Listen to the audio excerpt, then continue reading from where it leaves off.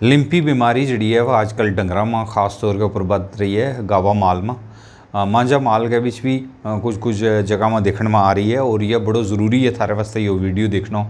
अगर तम गां को दूध पिए लगा हुआ या थारा कार में को गां है और गां के नाल तम जुड़िया में, उस वजह तू किसी डॉक्टर के नाल एक लंबी मुलाकात करांगा। उस तो पहला मैंने ज़रूरी थो कि हूँ तुमने दसूँ कि गुजरात ते राजस्थान तो निकली हुई है बीमारी, पूरा मतलब नॉर्दर्न वेस्टर्न इंडिया में फैली हुई है। जम्मू कश्मीर में भी कुछ केस जटाएँ में देखने में आया है। के वह कि एक जो माल है उसकी क्या निशानी है कि उसने लिंपी बीमारी जी है वह लग गई है। इसना चमड़ी को रोग में के वह कि माल जड़ो है खासकर गाँव माल उसके ऊपर तरफड़ निकला में, छाल जड़ी है एक तरह की लग जाए उसना, फिर उसका मांस के ऊपर जी चमड़ी है ना उसके ऊपर गिल्टी बढ़नी शुरू हो जाए, ठिमका निकला में, शुरू में ठिमका निकले, फिर उसके ऊपर एक तरह की गिल्टी भी बन जाए, कुछ में तरफड़ लगे, कुछ में इस तरह दिशा जरा ऊपर चितरी हुआ कहाँ। तो इस तरह को अगर माल तबना दिशा हो तो इसना को इसको मतलब है कि इसना लिंपी की बीमारी होगी। शुरू में उसना के वह कि एक तरह को बुखार हो जाए, और बुखार ज़्यादा बुखार नहीं हो तो कट बुखार हो जाए, और कुछ माल जो का खानों कितने छोड़ जाए, दूध सुखाना शुरू कर ले, गां जड़ी है वे दूध सुखा जाए। यो इन्हों की खास तौर के ऊपर बीमारी है। गिल्टी जड़ी बनने के नाल उन्होंने बड़ी मतलब अपने अंदर जड़ी है ना परेशानी जड़ी है सही लगे। इस में क्या करना है कि अगर तुम किसी भी माल में चमड़ी की ये रोग देखें कि जिसमें चमड़ी पर तरफड़ निकल गया है, कुछ इस तरह को हो गया है जो पहला नहीं वह हो, बुखार जो हो गया है, मुँह बिचू पानी आवे लगो या मुँह छाड़ गयो है और दूध सुखा लियो है।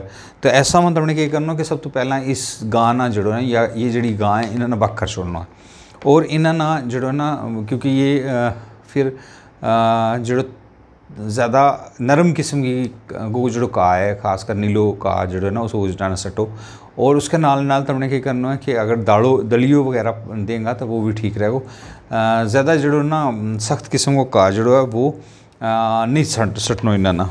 और के वह इस बीमारी के नाल 5 to 10% जी गाय मैस हैं उन्होंने मरण को खदशो है कि अगर 100 ना ये बीमारी वह तो 5 to 10 मैस जड़ी हैं या गां जड़ी हैं वे मर जाएँ।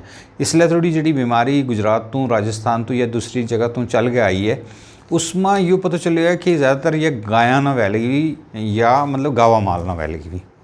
और मरण की शरह जैसा मैं तो अपना दस छोड़ी तो हूँ यो है कि एहतियात यह करनी है कि उस माल के नालों दूसरा माल ना लगे। दूसरा माल ना किस तरह लगे, चिचड़ के नाल। फिर क्या है जी कि अगर एक मच्छर जो है इतू खून चूसन वाला जी चीज़ है ना जरा मक्खी है मच्छर है तो समझ लो अगर ये या चिचड़ हैं ये एक दूसरा के ऊपर या इतू बहस के का मक्खी जड़ी है वह दूसरी जगह दूसरा माल के ऊपर बहसेगी उसना भी करेगी। तो इस तरह नाल जो है ना मतलब एक दूसरा में फैले, एक जानवर तो एक गावा माल तो दूसरा गावा माल में, एक मांझा माल तो दूसरा मांझा माल में यह फैले लगी। तो इसमें यही एहतियात है कि जो माल है थारो जो गावो माल है जिसने यह बीमारी हो गई है और ये निशानी जड़ी है तुमने देख ली हैं, उसको मतलब पैर जो है वो उसमें कोई दिक्कत हो गई हैं या चमड़ी के ऊपर कोई दिक्कत हो गई हैं, मुंह छाल गया हुआ है, तो उसना फिर बक्कर छोड़ो। और उसके नाल ये भी दस्यो जाए डॉक्टर की तरफों के उसके नाल जो बंदो कम करे लगो, मसलन जो उसकी टैल शैल करे लगो उसना फिर उसे ही टैल करवाओ कि यो ना वह कि उसको हाथ की दे उसका चमड़ी नाल वह तो फिर दूसरा माल की चमड़ी नाल लगे तो उसने भी लग सके।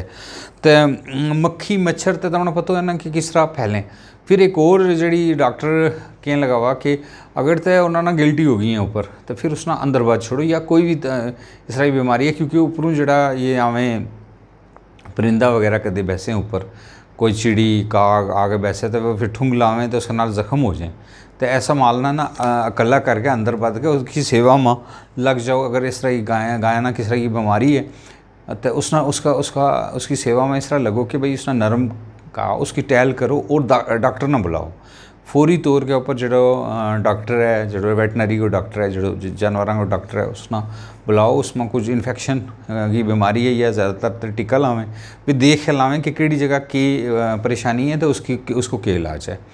तो उसके नाल यह है कि दुध अगर वह दह लगी हुई तो दुध ना उबाल लियो अच्छा तरीका के नाल उबाल के पियो। अगर तुम थारा करामा में दुध आवे लगो और तुम्हें पता हो ये गां को दुध है तो उसना एक दफ़ा नहीं 2 दफ़ा उबाल लियो तो पियो। हालांकि यह जी बीमारी है या जानवरों तो इंसान ना नहीं लगती, ऐसी का ऐसा कोई शायद जड़ो है वो नहीं मिले, लेकिन यह है कि ये दस्या जाए कि 2 to 3 हफ्ता के दरमियान जो है माल फिर अपना वापस दूध जो है वो कर ले।